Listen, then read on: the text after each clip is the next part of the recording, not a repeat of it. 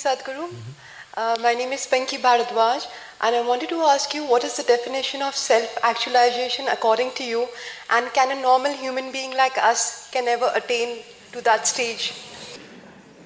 I must tell her, when we first, started teaching these inner engineering programs, the brochure, a little brochure we used to have used to say, from ordinary to extraordinary. So people come, it used to be a 14-evening program, and after second, third, they come and say, Sadhguru, nothing special is happening to me.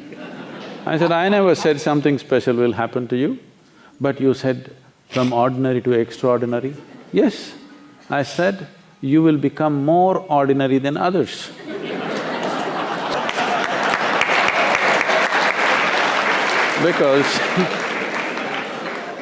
Because the biggest disease on the planet is people want to be special. If you just come to terms to simply be ordinary as you are, in a way you've already taken a huge spiritual step, okay? That you have come to terms with the nature of your creation. This itself is a huge step. This is not about saying, okay, all my freaky nature is fine, that's not it. That you're just ordinary, you're not trying to be special. Being special means you're trying to be one-up on somebody all the time, which has been taught to you from kindergarten. Are you first or second, what? From day one, nonsense. See, when you want to be number one, which is a most special place that people are looking for, what it means is you somewhere enjoy other people's inabilities and sufferings. It's not about you blossoming into your full-fledged life, it is about being one-up on somebody all the time. But this is not the nature of life, this is the nature of a poor intellect, a very poor intellect which desperately wants to prove it is special. But the nature of life is like this, whether it's an earthworm or a grasshopper or a plant or a tree or anything, if you observe any life, all this life is striving for is to become a full-fledged life. This is all the striving for the human being also, to become a full-fledged life in all dimensions.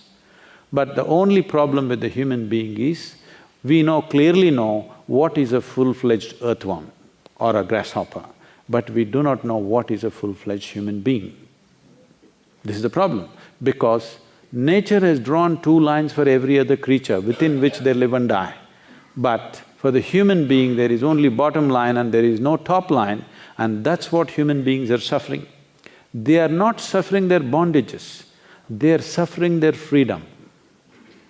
This is a serious problem. In how many ways you are trying to create bondages for yourself, see, every day? Because you want something to bind you where you feel like you belong to something, otherwise what is this? In the middle of nowhere, I want you to just imagine, in this cosmos, you don't know where this goddamn solar system is, how the hell everything is held together. One simplistic story you can believe, okay, God is sitting there and rolling all these things, but that is… even a kindergarten child won't buy it in another 10-15 years, believe me. Yes, in another 15-20 years you will see a 5-year-old child will not buy this stuff. So, self-actualization, how do you know there is a self? Assumption again, isn't it? See, beliefs are like this. We can make you believe anything if we work hard enough on you from the day you're born.